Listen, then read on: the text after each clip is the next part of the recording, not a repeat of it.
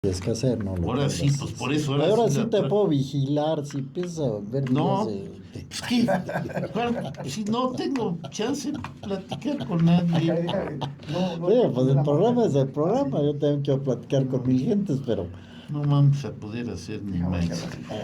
Pues no tienes transmisión, No ¿verdad? tengo Para transmisión ni que... nada, no tengo No, pero el joven ahorita nos va a pasar nada, deja. No, el pero es video. que en su máquina de él que luego se comunica o le llegan Sí, chats o empiezo algo. ahí a comadrear con las niñas y todo. Pues ahora sí se van a poner a llorar las niñas porque... Sí, ya van a estar esperando y van a decir cómo. No, no está la transmisión. Pero en radio todos se van a dar cuenta. Fíjate que esta cabina también está bonita. Está bonito, sí. Lástima de que no tiene la señal, pero está muy Exacto, bonita, ¿eh? con que tuviera la camarita esa. Ujú. ¿Ya está? Ya. Perdón. Bien servido. Ay, a ver si voy a poder agarrarlo. Sí, cuando menos esto aquí está, ¿no? Lo hice en la mañana.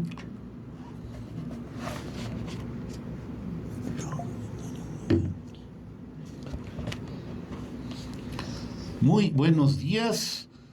Ecos de la Antigüedad presenta el inicio de su serie de junio, fin del Segundo Imperio en Querétaro, parodiando al libro que escribió Konrad Ratz, precisamente de el mismo título, donde explica cómo muere el Segundo Imperio en Querétaro. Entonces vamos a analizar estos programas. Hoy no tenemos Facebook.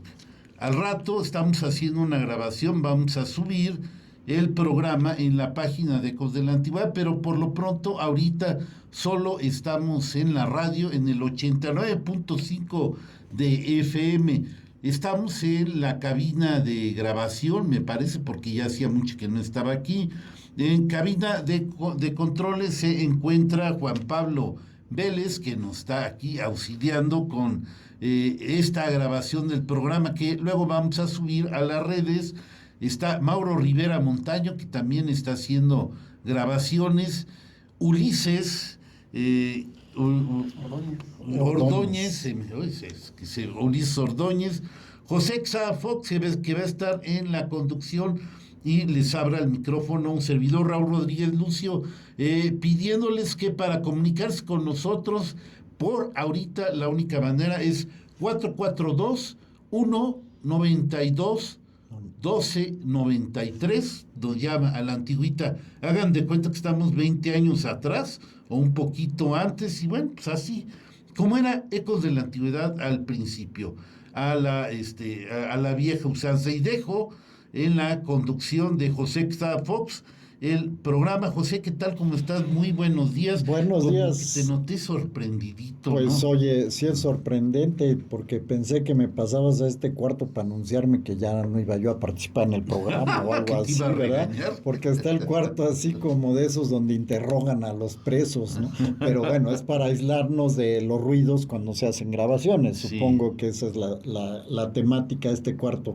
Bueno, pues estamos aquí, un poco desorientados quizás por el cambio de escenario, porque no nos van a poder ver en el Facebook, pero bueno, está Sí, al rato.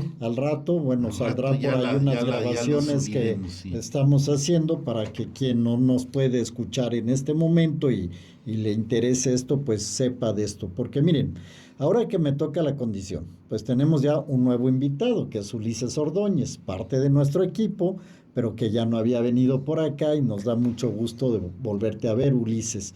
Les voy a platicar del tema, ¿verdad? El tema que vamos a ver, como dijiste, era parodiando al libro de Konrad Ratz, Uh-huh. ¿verdad? La caída de Maximiliano. Van a ser 4 programas. Vamos a tratar de circunscribir el tema a 4 programas, porque siempre lo andamos con 4 y andamos con 20, ¿verdad? Pero yo creo que ahora sí hay que tratar de que sea este mes, que es la conmemoración del fusilamiento de Mejía, Miramón y de Maximiliano, circunscribirnos a 4 programas. La propuesta va a ser que hoy hablemos de la caída de Querétaro, o sea, cuando ya cae en manos de los republicanos, ¿verdad? La próxima semana nos aboquemos más al juicio, Después hablaremos la tercera semana sobre la ejecución y la cuarta lo que siga, ¿verdad? O cerrar reminiscencias. Es el plan de trabajo que nos pusiste y pues me parece correcto, no sé, ¿verdad? A mí me parece correcto, ¿verdad? Y que los que estemos aquí pues tratemos de hacer un análisis.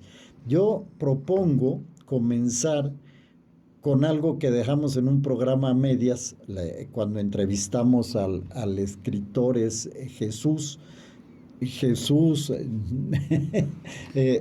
que me pasa, García Ávila. García Ávila, ¿verdad? Y él, pues pues nos planteó el problema que es discutido, la traición de López. Así. Entonces yo leí parte de ese libro aquel día, porque no tuve tiempo, pero estos días me puse a leer todo el libro y creo que hay temas interesantes. No sé cómo lo veas tú, Raúl. Sí, por supuesto. Tuvimos la participación valiosa de Jesús García Ávila, quien escribió precisa y puntualmente sobre lo que se conoce, lo que hizo el coronel Miguel López para entregar la ciudad el 15 de mayo de 1867, donde, gracias a su actuación y nada más observando los hechos, Querétaro cae sin batallas, sin efusión de sangre. Y bueno, para los que lo ven desde un punto de vista, desde el imperialismo, desde los que estaban defendiendo, fue una vil traición. Esto es lo que escribe en su libro y lo discutimos, pero ya tiene tiempo y pues no está de más volver a los hechos, ya que estamos en junio, digamos como primer programa de introducción, poder comprender cómo fue ese trágico fin el 19 de junio de 1867. Hay que entender que después de un sitio de más de 70 días aquí en Querétaro, la ciudad cayó de esta manera tan chistosa, lo pudiéramos decir entre paréntesis, y pues viene un periodo que conocemos como el cautiverio, que dura bastante, prácticamente un mes, en lo que Benito Juárez se imaginaba pues qué iba a hacer con los 3 principales prisioneros que había aquí en Querétaro, y sin precipitarse, bueno, para decidir que finalmente se iba a hacer un juicio militar para después condenarlos a muerte, y con la ejecución, que es el 19 de junio, termina este drama en Querétaro. Muere en sangre las laderas del Cerro de las Campanas, y en fin, esta es la perspectiva, es lo que queremos dar a mostrar a ustedes, que ustedes lo escuchen, que ustedes se lo imaginen, que año con año Querétaro es el centro del mundo, era el centro del mundo, y se recuerdan estos hechos como un parteaguas de la historia de México. Sí, Raúl, muy bien, pero la primera pregunta. Si Miguel López no hubiera entregado la ciudad, ¿qué hubiera pasado? Me refiero a cuál era la situación que estaba tanto planeando el Consejo de Guerra, que le llamaban, o sea, los generales de Maximiliano, Sí. por un lado, y qué estaba esperando o haciendo Escobedo ese 14 de mayo. Muy bien, digamos que hay la idea de que no se sabe, y eso quedó si Maximiliano tenía alguna idea de entregar la plaza para que no hubiera efusión de sangre. ¿Por qué? Porque ya había pocos defensores en la ciudad. El hambre había hecho estragos por más de 70 días. Se estaba planeando una escapada precisamente para el 15 de mayo que estaba haciendo Tomás Mejía, pero estuvieron tardando la acción, y el chiste era romper el sitio, salir corriendo y escaparse rumbo a la sierra, como lo pudieron haber hecho el 27 de abril, donde sí rompieron el cerco, pero perdieron el tiempo en festejos inútiles y se volvió a cerrar y perdieron la oportunidad. Ahora prometían que iban a aprovechar esta oportunidad y se iban a escapar al Cerro de las Campanas, pero la moral era muy baja en las fuerzas de imperialistas que estaban en Querétaro, y los republicanos no iban a cometer la misma estupidez que pasó el 27 de abril, cuando los vigías, en vez de estar vigilando, como es su nombre, pues se durmieron y dejaron que las tropas de Miramón les llegaran y los agarraran dormidos, y por eso pudieron abrir el cerco. Esto ya era muy difícil, y la situación, yo creo que tarde o temprano iba a caer la ciudad por hambre, iba a haber un rendimiento, y no estamos seguros si Maximiliano participa de esa idea de querer entregar la ciudad, y comanda al coronel Miguel López a iniciar negociaciones con Miguel López, en donde una de las principales causas era que le dieran la libertad de que pudiera salir vía Tampico o vía Veracruz, con su promesa estricta de no volver a México y no involucrarse, entregarle todos los secretos de Estado que creía tener Maximiliano. Y esta era la perspectiva, era muy mala, muy pesimista, y seguramente tarde o temprano, de una u otra manera, con acción armada o de plano con una rendición, esto hubiera ocurrido tarde o temprano. Sí, mira, ahora, ¿por qué estamos analizando este hecho así tan microscópicamente, como una microhistoria precisamente, que es lo que hace Jesús García Ávila? O sea, un hecho que sucedió en unas cuantas horas. Vamos a ver qué hecho sucedió. Día 14, supuestamente como a las 11 de la noche, sale Miguel López sigilosamente por los muros del convento de la Cruz, se presenta ante los republicanos que estaban ahí, lo llevan ante Escobedo, o Escobedo viene a donde está él, tiene una entrevista, regresa al convento, sale a las 3 de la mañana por segunda vez, ya lo están esperando los republicanos para introducirlos él, ¿verdad? Y hacer la sustitución de los guardias que estaban alrededor del convento, ¿verdad? Y así, de esta forma, tomar el convento y tomar preso a Maximiliano, o sea, sería la intención, que estaba durmiendo ahí, ¿verdad? Y con eso, sin sangre, tomar la ciudad de Querétaro, o sea, terminar con el terrible cerco que tuvo esta ciudad. Esos son, digamos, lo que se puede reconstruir como hecho básico. Ahora, la pregunta, ¿verdad? ¿Qué habló López con Escobedo? Con Escobedo. ¿Quién mandó a López? O sea, ¿se mandó solito o lo mandó Maximiliano? Y es donde chocan las versiones, y es lo que platicábamos hace rato, Ulises, la historiografía. O sea, cuando uno tiene que leer diferentes fuentes y tratar de cruzar hechos y dar una interpretación, porque hay una cosa que es cierta. López sí habló con Maximiliano en privado. ¿A qué horas? Terminando el consejo de guerra que se hacía, que era el plan ese para escapar al día siguiente, que debieron de haber escapado ese día, pero no escaparon porque me parece que fue Mejía o Méndez, no recuerdo, quien pidió 24 horas más todavía para prepararse. Méndez. Fue Méndez. Entonces, a pesar de Salm, es el que dice, a mí no me pareció, pero bueno, fue la decisión que se tomó. Maximiliano, al retirarse, llama a Miguel López y habla en privado con él, ¿verdad? Lo que se sabe primero es que como estaban repartiendo el tesoro, el haber que tenían de dinero todavía, le habían dado a cada quien cantidades de monedas de oro, y a López le dan monedas de plata. Eso no le pareció a López, pero bueno, es lo que se sabe. Entonces, tienen la conversación privada.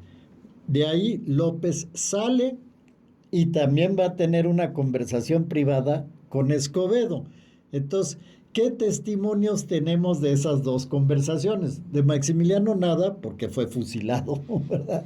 De Miguel López, pues porque participó en ambas conversaciones. Y de Mariano Escobedo, lo que dialogó con Miguel López. Y eso lo podemos saber porque hay un informe de Escobedo hecho 20 años después, que primero se le presenta a Porfirio Díaz, que es el presidente, y después se publica en los diarios de México, ¿verdad? Y eso está en algunos libros, como ese del sitio de Querétaro. Entonces, ahí está la versión de Escobedo de lo que se habló, ¿verdad? Y Miguel López también va a hacer unos escritos y va a hacer publicaciones en el periódico. ¿Por qué traemos este tema aquí? Porque 20 años después de que se escribió la primera biografía sobre Miramón en Francia, ¿verdad? Salió a relucir todo esto y fue todo un debate periodístico, como los que hay ahora, ¿verdad?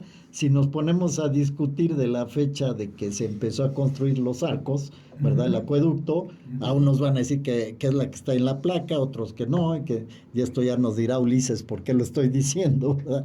Y es algo pasó ahí.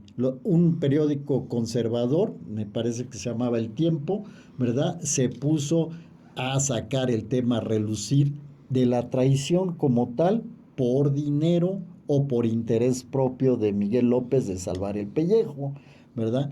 Y otro periódico de carácter republicano, Diario del Hogar, es el que va a estar defendiendo el prestigio de los republicanos y sacando el tema de que Maximiliano envió a Miguel López y que incluso existe un documento que se considera apócrifo, porque ahorita ya no está, si estuvo, y los que lo vieron, lo testimoniaron, el documento no existe, que es una nota de Maximiliano, donde él dice que le da la instrucción a Miguel López, ya esto es preso, cuando está preso, y le habían hecho la rogativa a Escobedo, que no dijera que él iba a entregar la plaza para no quedar mal su prestigio. ¿Estás de acuerdo con eso, Raúl? Totalmente. Y entonces, la nota, que incluso parece que salió en las fotografías, se considera apócrifa. Es decir, es un escrito de Maximiliano ya en prisión el día 18, donde él se lo pasa a Miguel López. O sea, el detalle es que vamos a ver por partes. No sé si quieran platicarnos, o tú, Raúl, o Ulises, el que quiera. Vamos a darle la palabra a Ulises para que nos haga su exposición o su opinión de los hechos que hemos ido mencionando hasta ahorita. Sí. Gracias. Bueno, yo me voy por un punto también importante, porque si bien es cierto, ahorita que vemos todo lo que es pues la traición, vamos a llamarle así, también hay que ver una parte importante. El general Escobedo no daba un paso, vamos a llamarle así, o una decisión tan importante como era la de la detención, ¿sí? de llegar con Maximiliano, ¿no? De romper el sitio. O sea, si, como lo dijo José Quesada y ahorita Raúl, López tuvo esa reunión con el general Escobedo, pero estamos hablando de un día, ¿no? En el que estuvieron hablando. No estábamos, por decir ahorita, en la actualidad, que puedes agarrar un celular y puedes agarrar y decir, oye, está pasando esto. Sí, había la manera de comunicarse con el presidente Benito Juárez y comentarle la situación que estaba pasando, pero era una decisión importante. O sea, ¿qué fue lo que...? Y vámonos a entrar en esa profundidad de cosas que no tenemos a ciencia cierta, como dices, apócrifo, el documento. También, ¿qué es lo que está pasando? O sea, ¿qué fue lo que habló lo que es el general Escobedo con Benito Juárez? O sea, para poder determinar una decisión, ¿lo vamos a dejar ir? Como dice Raúl, ¿se van por Veracruz, por Tampico? ¿O realmente la decisión? Porque al final, si lo vemos desde el punto de vista ya, el hecho histórico, fue que Benito Juárez mandó y autorizó el fusilamiento. Pero entonces, en ese momento que habló Escobedo con López, el general Escobedo tuvo que hablar rápidamente por telégrafo con Benito Juárez, que estaba en San Luis. ¿Y qué fue lo que hablaron? O sea, ¿sí realmente sí hubo ese acuerdo de poder decir, déjalo ir? ¿Y por qué cambió la opinión de agarrar y decir, ¿sabes qué? Se tiene que fusilar. Realmente ahí también hay hay una parte de la historia que no sabemos y que realmente dentro de los documentos que posteriormente ya antes de morir el general Escobedo señala pues que realmente sí fue entregado el imperio, pero no detalla a profundidad y no señala, ¿sí? Una parte importante, ¿no? ¿Qué fue? Sí, hablaste con el coronel López, pero ¿qué fue lo que hablaste con el presidente Benito Juárez? ¿Y qué se decidió en ese momento? Esa es la parte también interesante que se tendría que profundizar más y ver qué podemos encontrar en esa parte. Yo siento que también eso es algo interesante porque ahí hay algo que todavía no podríamos definir y en estos puntos que estamos hablando son interesantísimos, ¿no? O sea, porque es una parte medular, es parte de lo que era la entrega del sitio de Querétaro, el rompimiento. Entonces, me quedo con esa parte interesante para que también podamos debatir o podamos ver también al público, a los radioescuchas, cuál sería ese punto de vista que ustedes tendrían. Y bueno, también usted, Raúl y José, ¿qué piensan sobre esa parte de que no tenemos ahora sí que definida? Bien, yo pienso lo siguiente, es un misterio. Evidentemente, todo lo que López estuvo diciendo era en su favor para que nadie fuera a pensar que era un traidor. Que obviamente, como el beneficiado fue Mariano Escobedo, que finalmente pudo entrar en la plaza sin problemas, tomar Querétaro, y le pidió, realmente la fama que se hace Miguel López es terrible, porque desde los imperialistas hasta los mismos republicanos que estuvieron con él siempre lo vieron como un traidor. Su suerte cambió definitivamente y el problema es que cobró por sus servicios. Hubo, no sé, una muy buena paga que le alcanzó a poner un negocio ahí en unos baños de vapor por la Alameda, que bueno, pues era una fuerte inversión. Y definitivamente también porque poco después de que cayó la ciudad, Miguel López andaba por todos lados, para arriba, para abajo, y pues si era un imperialista tenía que haber sido detenido y se le dejó libre. E incluso, al parecer, intentó sacar a Maximiliano de Querétaro, y todo esto que fue a la luz del día habla muy mal del coronel Miguel López, porque aunque no sepamos qué pudo haber discutido Miguel López con el propio emperador Maximiliano, si de veras le hizo un encargo o no de ir a negociar con Mariano Escobedo, o la plática que él tuvo después con Mariano Escobedo negociando la entrega de la plaza y cómo se iba a hacer.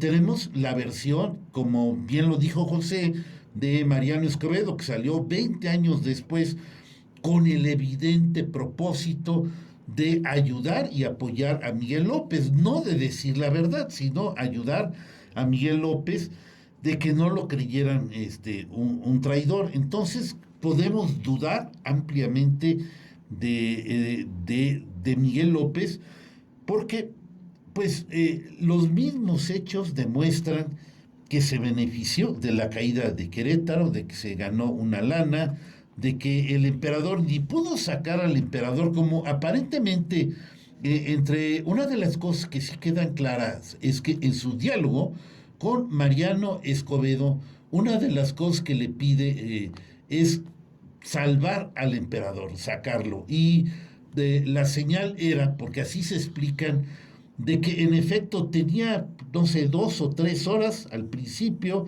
en lo que todo era confusión, en que él iba a poder sacar a Maximiliano sin ningún problema.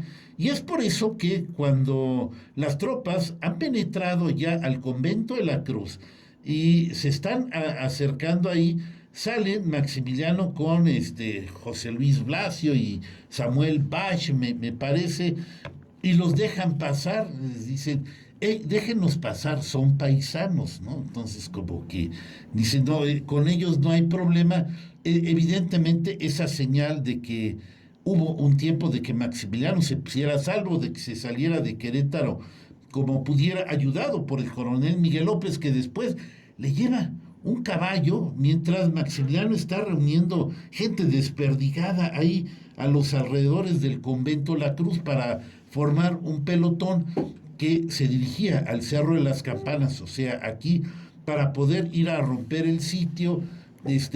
Maximiliano despectivamente le dice al coronel Miguel López que él no iba a huir, no iba a tomar el cabello y que se integrara a la columna que Maximiliano estaba formando ya conocemos cómo está el convento de la Cruz, cómo van descendiendo y pues hasta llegar a lo que es el centro, o sea, la loma de Sangremal.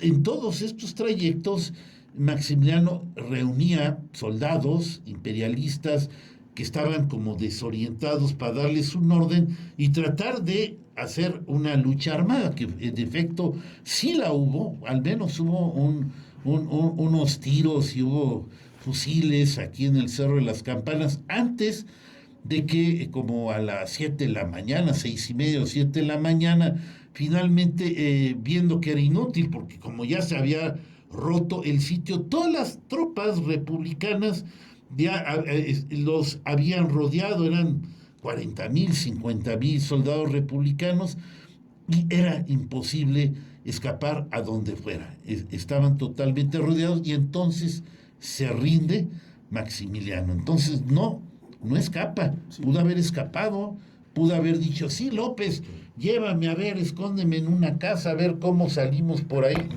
No lo hizo. Todos estos hechos hablan mal del coronel Miguel López. A ver, Raúl, entonces algo interesante también, José.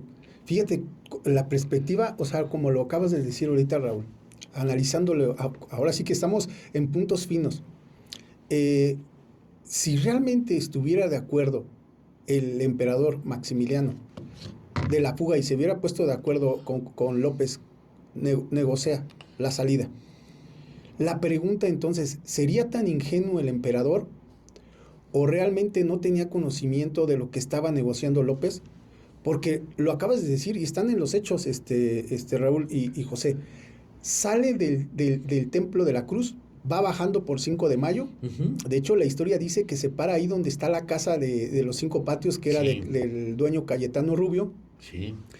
Y le dicen que se podía esconder en la parte de la casa o le estaban diciendo que se fuera ya, ¿no? O sea, que saliera, ¿no?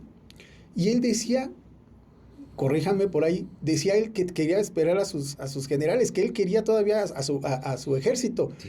Y se va hacia el Cerro de las Campanas, hacia acá. Pero todavía se sigue resistiendo él a que quería juntar su grupo, ¿no? Sí, quería esperar a Miramón. A Miramón. Sí, entonces la pregunta sería, si tú ya pactaste una salida y la salida es, tienes que salir a velocidad porque en cualquier momento te pueden detener o pueden matarte dentro del trayecto, si él ya hubiera negociado, él no se hubiera esperado. Él no hubiera dicho, vamos a reunirnos aquí con mi ejército. Yo creo que si ya había pactado con el general Escobedo, en ese momento Escobedo hubiera dicho, se abre el cerco rumbo al Cerro de las Campanas donde van a salir, porque por ahí van a salir con López, y salen todos, y se van a hacer de la vista gorda, vamos a llamarle así, y que salga el emperador.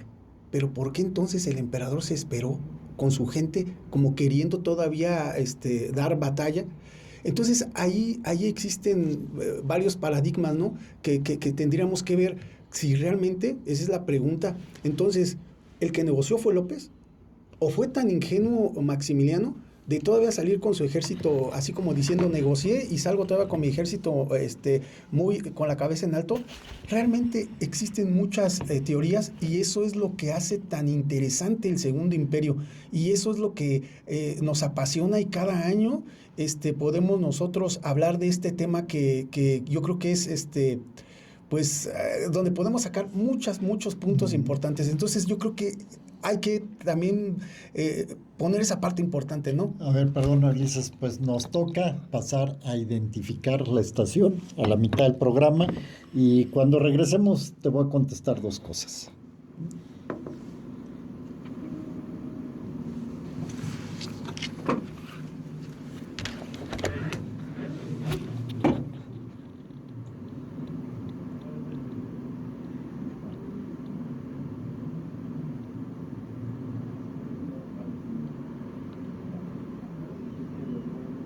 Vamos bien.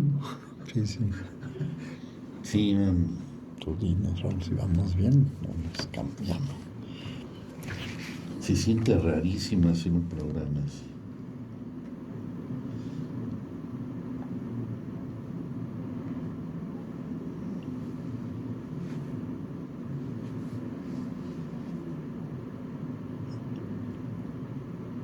Bien amigos, pues estamos de regreso en la segunda parte del programa. Como siempre nos vamos con detalles, pero como has dicho Ulises, creo que es muy importante desmenuzar esto. Bueno, miren, lo importante, yo les dije al principio, hay muchos hechos que son verificables leyendo varios autores. Todo lo que has descrito, Ulises, de cómo bajó, bueno, tú también, Raúl, que lo dijeron, que cómo bajó de la cruz y se vino hasta acá al Cerro de las Campanas, atrayendo sus tropas, tratando todavía de montar una defensa, y de que hay evidencias de que Miguel López, varias gentes lo vieron ofreciéndole un caballo, ofreciéndole refugio en la casa de Cayetano Rubio, etcétera, etcétera. Todo eso es evidenciable con varios testimonios. Entonces, pero yo hablé de dos cosas importantes, las entrevistas privadas. Ahí ya nadie puede decir nada más que los actores de las entrevistas. Y vamos al tema de la entrevista que tuvo, la única entrevista que tuvo con Mariano Escobedo y Miguel López. No pudo llamarse a Benito Juárez porque esa entrevista no fue un día, fue una hora o menos. Entonces, pero sí está lo que dijo Mariano Escobedo, que le dijo López.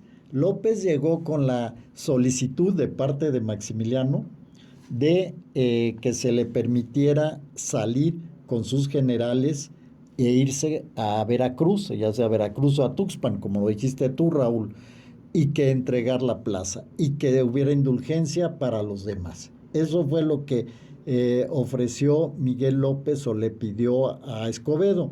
Escobedo va a responder que él tenía instrucciones de solamente negociar la rendición incondicional. O sea, no necesitaba ya consultar a Juárez. Él ya tenía sus instrucciones, tomar la plaza y hacer que se rindan y se entreguen los que están ahí, ¿verdad? Y tomar preso a Maximiliano y los que estuvieran. Y esa es la respuesta. Entonces, ante la respuesta, Miguel López insiste que lo que quería es salvar la vida de Maximiliano, ¿verdad? Y entonces es donde sale el ofrecimiento de que, bueno, que si entregan la plaza, ya no va a haber más derramamiento de sangre, ¿verdad? Lo que queda un poco ahí entredicho es si hubo pacto entre Escobedo y Miguel López para permitir la fuga de Maximiliano, que es donde obviamente Escobedo no va a decir abiertamente yo arreglé que se fugara Maximiliano, porque lo está declarando 20 años después, pero al final lo está declarando ante su jefe, por así llamar, o el presidente Porfirio Díaz, y ante el público posteriormente cuando esto se hace público. Y no iba a dejar quedar mal al gobierno liberal, ¿verdad? No iba a dejar quedar mal a los liberales. Entonces, eso es la versión y el arreglo es nada más la entrega de la plaza. Eso es lo que dice Escobedo.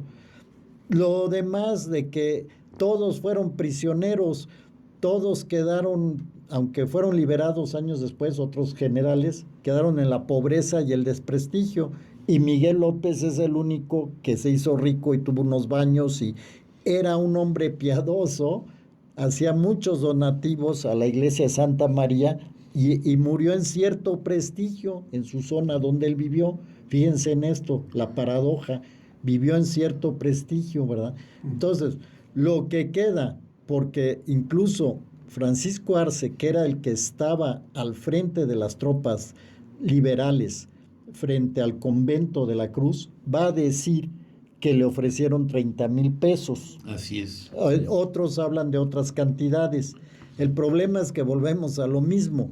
No quedaría bien Mariano Escobedo diciendo le ofrecimos dinero a este señor porque entregara la plaza. Esa declaración, o sea, el dinero lo juntan entre Rincón Gallardo y me parece que el mismo Arce, puesto que para que funcionara el arreglo que le convenía a Maximiliano, sí le interesaba entrar en la ciudad sin derramamiento de sangres, porque no era ningún sanguinario ni nada que se le parezca, y pensaba que era una buena oportunidad.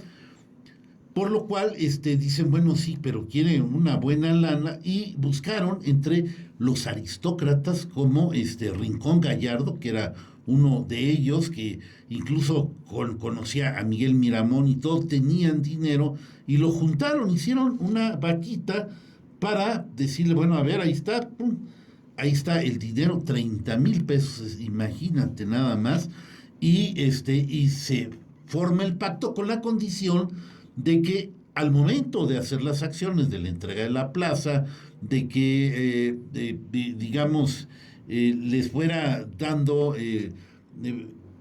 entrada ahí en la cruz, desarmando soldado por soldado, pues cuidar a Miguel López de que no fuera a hacer ninguna felonía, porque en el momento que hiciera una trampa o quisiera traicionar los acuerdos que se habían hecho, pues ahí estaban autorizados para agarrarlo a trancazos o matarlo en el acto.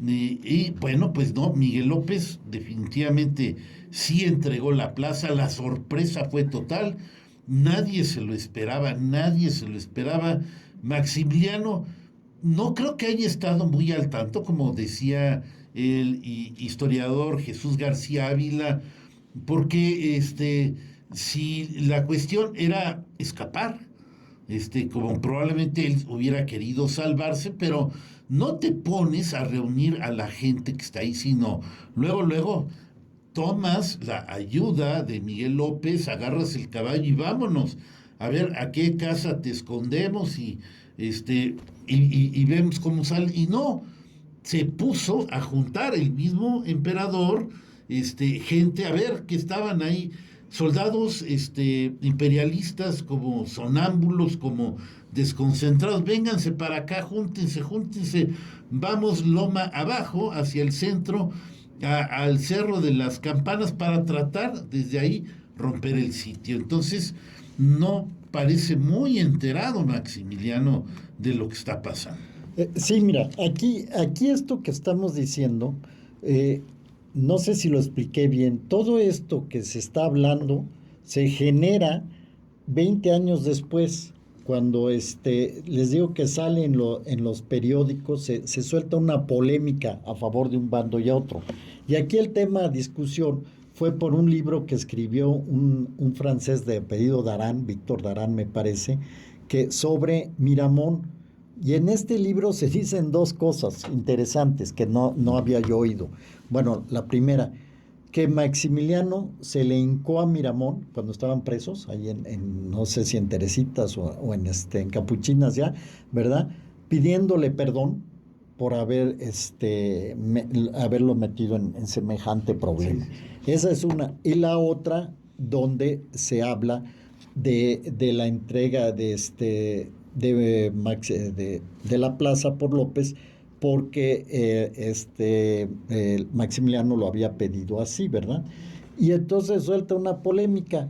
Fíjense, lo que va a confirmar Arce es que cuando se hace este plan de la entrega de la plaza, Escobedo manda a un general Vélez o un coronel Vélez, como nuestro compañero aquí, ¿verdad? Y a otro de apellido Lozano, que vayan pegaditos a Miguel López y que le den un tiro en la cabeza si es que hace una trastada, ¿verdad? Y dice Arce, en una declaración que hizo en el periódico, que él puso a su vez a Rincón Gallardo, con la misma instrucción, ¿verdad? Si este tipo los embosca o les jugó chueco, lo primero se lo matan, ¿verdad? Y entonces por eso estos individuos van pegadísimos a él. Y entonces de estos individuos el que nos interesa es Rincón Gallardo, porque es el que deja paisar a los paisanos.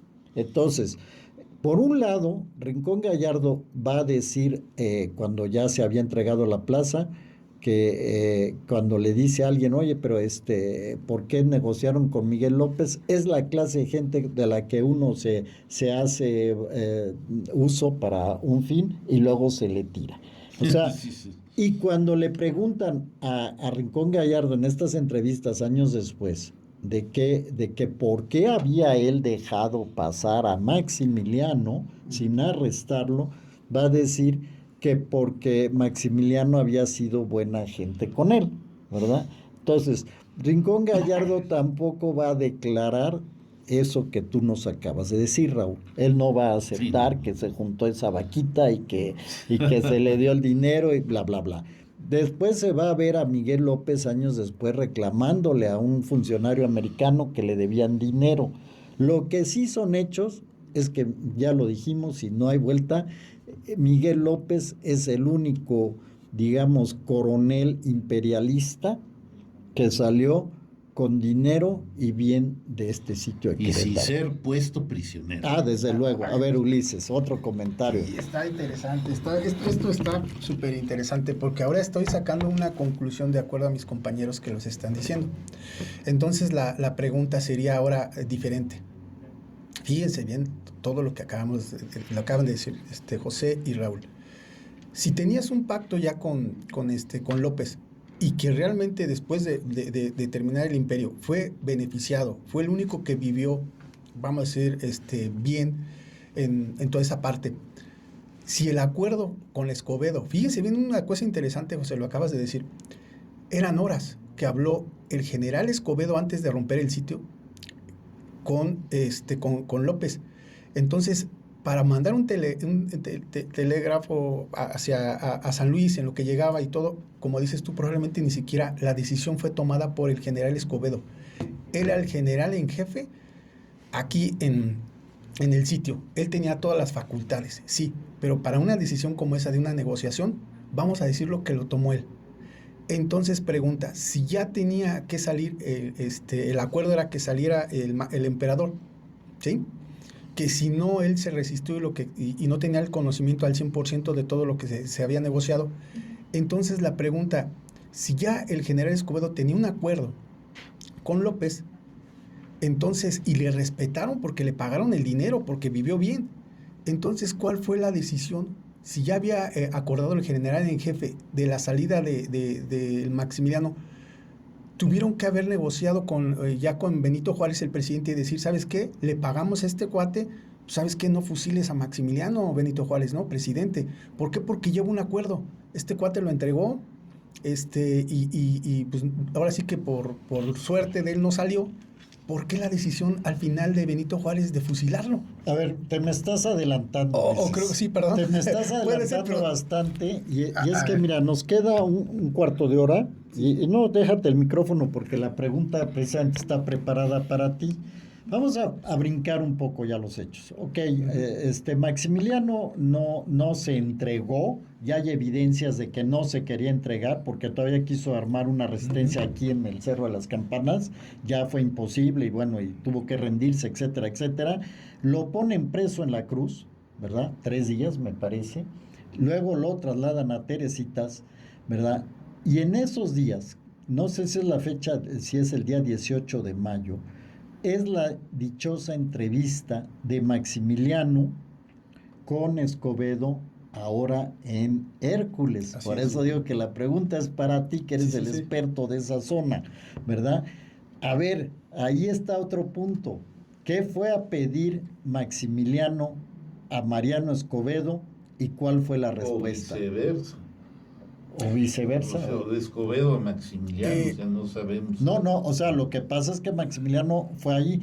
Por cierto, dicen que fue ahí porque Escobedo estaba enfermo ese día y no pudo él ir a ver a Maximiliano y mandó su carro para llevarlo a la Purísima, me parece, tú corrígeme ahí, Sí. O a la ¿verdad? otra. O a la otra. Eh, Tú a ver, dinos, Ulises, ¿qué sabes de eso? En un punto bien importante, José, eso está, pero muy Hasta un bueno el dibujo punto. hiciste. Sí, Por eso. fíjate que exactamente le pide el carruaje de Cayetano Rubio, del dueño de la fábrica, la princesa Salsams, para poder trasladarse con el emperador de Teresitas, el templo de las Teresitas, a lo que es el seminario, lo que es ahorita el seminario conciliar de Nuestra Señora de Guadalupe, el seminario de Hércules.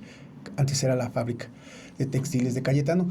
Y efectivamente, José, es un punto bien importante, y ahí es otra parte interesante, porque cuando ellos van, pues lo que le propone, ahora sí se lo propone directamente según los hechos que habla la princesa Salsam, la fuga, la manera de poder salir Maximiliano y poder no comprometerse a regresar a México. Ahí ese es el primer punto. Y hay otro donde dicen que hay un documento que se elabora ahí mismo, donde dice precisamente que él se rinde, que él entrega, que él se compromete a salirse, ¿no? Pero había dos propuestas, ¿no? Formalmente te entrego el documento donde me voy y déjame salir con mi ejército. Y la otra es, pues permítenos de una manera fugarse, ¿no? Había varios, ¿no? Porque ya lo vimos a la princesa Salsam, como hasta ella estaba ofreciendo dinero para que se fugara Maximiliano. Entonces ahí es otra parte importante, porque ahí sí, el que está negociando, ese es un punto importante, el de López no sabemos si estaba al 100% de acuerdo o no, pero en el seminario de Hércules, ahí sí, el general en jefe, Mariano Escobedo, negocia o trata de hacer una negociación con Maximiliano, pero Escobedo le dice, tú ya no estás en las condiciones para poder ofrecer una salida. Es un punto bien importante, José. Bueno, yo lo que sé de eso, que efectivamente lo dice la señora y además lo dice él, ¿verdad? Lo dice Salm también en su relato y hay otros relatos. Si hay esa negociación, si hay esa solicitud. Y ahí la respuesta de Escobedo sí fue la que tú enarbolas. Es decir, voy a consultar a Juárez. O sea, de hecho, Maximiliano también pide comunicarse directamente con Juárez. Y hay quien dice que también pidió ir a San Luis Potosí a hablar directamente o personalmente con Juárez, porque Maximiliano dice, yo tengo unos secretos muy importantes que le quiero comunicar a Juárez. Pero en realidad la intención era otra más que solicitarle la veniencia a Juárez. Y otra vez Escobedo vuelve a contestar, son prisioneros nuestros, yo con gusto voy a pasar su solicitud a Juárez, pero hasta ahí, ¿verdad? Y sí va a telegrafiar Escobedo, ahí sí va a telegrafiar, y ahí sí la respuesta va a tardar, como tú lo has dicho, va a tardar días, y la respuesta va a ser la que tú también dijiste, hay que hacerles un juicio, ¿verdad? Esa fue la respuesta días después.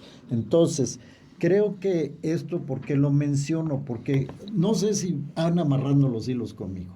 Siempre desde ese plan de escape del 14 de mayo, ¿verdad?